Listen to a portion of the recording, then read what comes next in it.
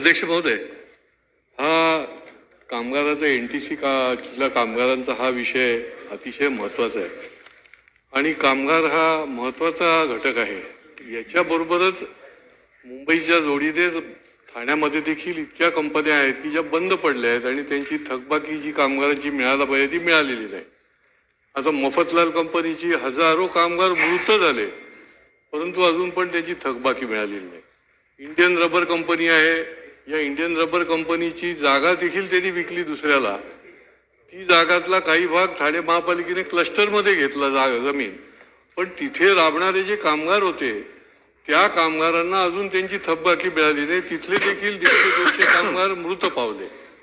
तर हे जे काही आहे थकबाकी न मिळण्याचं प्रकरण अनेक वर्ष म्हणजे लोक वाट बघून बघून मृत देखील पावतात. तर याच्या संबंधी शासनाने त्याच्यामध्ये काही हस्तक्षेप करण्याची गरज आहे. त्याच्या संबंधी काही योजना बनवायची गरज आहे की तुम्ही जमीन विकू शकणार नाही, अमुक करू शकणार नाही. तर ती योजना जी आहे की जेणेकरून कामगारांना कुठल्याही परिस्थितीमध्ये त्यांची थकबाकी एक ठराविक मुदतीमध्ये मिळेल. आता प्रॉव्हिडंट फंड देखील मिळालेलं नाही. तर अशा प्रकारचं अन्य कामगारांच्यासाठी देखील बंद पडलेल्या कंपन्यांच्या आपण काही योजना आणि काही ठोस अशा प्रकारच्या उपाययोजना करणार का? अध्यक्ष महोदय, सन्मान्य सदस्यांनी जो प्रश्न विचारलाय, निश्चित यामध्ये अशा ज्या काही कंपन्या यांची जर आपण आम्हाला माहिती दिली तर अशा कंपन्यांसंदर्भात आपल्यासोबत एक बैठक मंत्रालयामध्ये लावून अशा सर्व कंपन्यांच्या कामगारांवर अन्याय होऊ नये या दृष्टीने बैठक लावून टाइम बाउंड पद्धतीने त्यांचे वेतन त्यांना मिळाले पाहिजे या दृष्टीने कारवाई करण्यात येईल. प्रश्न क्रमांक 3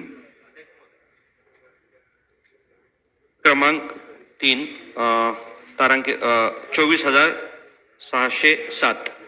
अध्यक्ष महोदय, छापल्याप्रमाणे. अध्यक्ष महोदय, गीग कामगार जे स्विगी, झोमॅटो, ओला, उबेर आणि त्या संबंधित जे काय आहेत त्यांच्या प्रश्नांच्या संदर्भात आम्हाला सरकारचं लक्ष वेधायचं आहे. गीग कामगारांचे उत्पन्न स्थिर नसते, गीग कामगारांना सामाजिक सुरक्षा मिळत नाही आणि गीग कामगारांना कायम नोकरीची असुरक्षितता असते.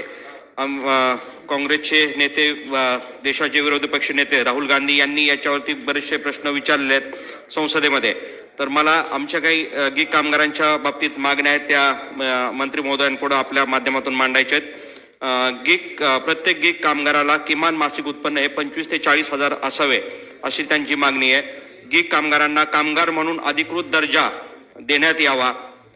गीग कामगारांना अपघात विमा, आरोग्य विमा, निवृत्ती वेतन यासारख्या सुविधा सर्व प्लॅटफॉर्मवर ते देण्यासाठी बंधनकारक करण्यात यावे. गीग कामगारांवर असलेले वेळेच्या दडपणामुळे त्यांचे होणारे अपघात आणि इतर गोष्टी याच्यावरती कामगार मंत्रालयाने त्यांना सुरक्षितता द्यावी. गीग कामगारांचा ID ब्लॉक करण्यापूर्वी कामगाराला त्याचे म्हणणे मांडण्याची संधी मिळावी आणि अन्यायाविरुद्ध दाद मागण्याची स्वतंत्र यंत्रणा असावी. महाराष्ट्रात गीग कामगारांसाठी स्वतंत्र कल्याणकारी मंडळ स्थापन करण्याचं मंत्री महोदयांनी सांगितलेलं, परंतु अद्यापपर्यंत ते झालेलं नाही. तर या संदर्भात आम्हाला खुलासा मिळावा. धन्यवाद अध्यक्ष महोदय. अध्यक्ष महोदय, सध्या आपण जर पाहिलं तर ही एक नवीन संकल्पना आपल्या समोर येते आहे. खरं पाहिलं तर गीग आणि प्लॅटफॉर्म हे कामगार या व्याख्येत आतापर्यंत मोडत नव्हते.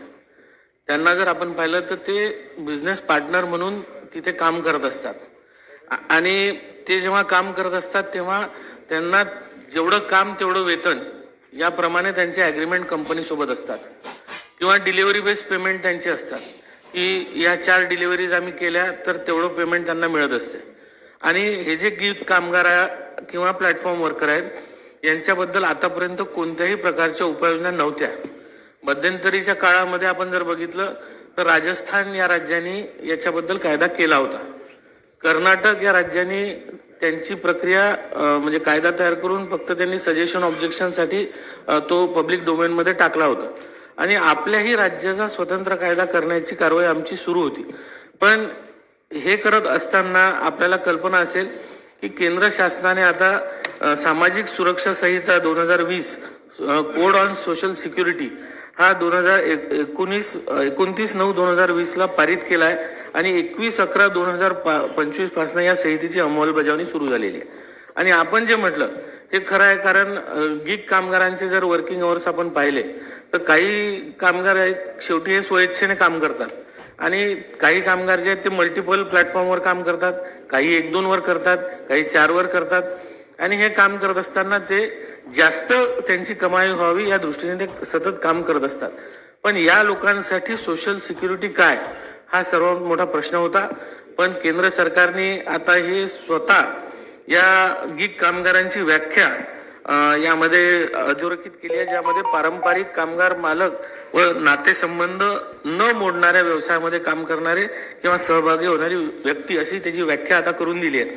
आणि येणाऱ्या काळामध्ये केंद्र सरकारने कायद्यातच आता हे अधोरेखित केलंय की या गिग आणि प्लॅटफॉर्म वर्करसाठी नॅशनल सोशल सिक्युरिटी बोर्ड हा तयार केला जाणार आहे. त्याचं काम सुद्धा सुरू झालेलं आहे आणि हा देश पातळीवर हा बोर्ड असेल आणि या बोर्डच्या माध्यमातून खालील काही योजनांची तरतूद सुद्धा करण्यात आली आहे, ज्यामध्ये life and disability cover, health and maternity benefits, old age protection, education आणि इतर काही म्हणजे एनी अदर बेनिफिट्स जे सेंट्रल गव्हर्नमेंटच्या समोर विचाराधीन येतील असे बेनिफिट्स हे येणाऱ्या काळात त्यांना देण्यात येणार आहे. हा बोर्ड आता लवकरात लवकर अस्तित्वात येईल. यासोबतच जे अनऑर्गनाइज वर्कर्स आहेत त्यांच्यासाठी राज्य शासनाने स्वतंत्र मंडळ बनवावं असं सुद्धा आता या कायद्यामध्ये आलेलं आहे.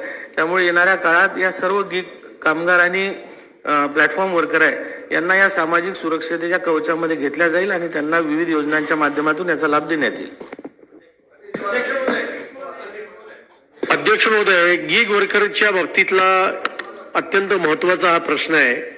माझे 2 स्पेसिफिक प्रश्न आहेत.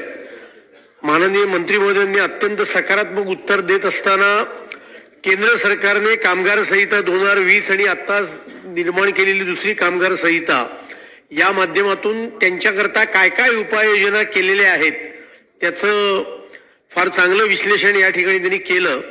माझा मुद्दा असा आहे की राज्य सरकार या बाबतीत काय करणार आहे.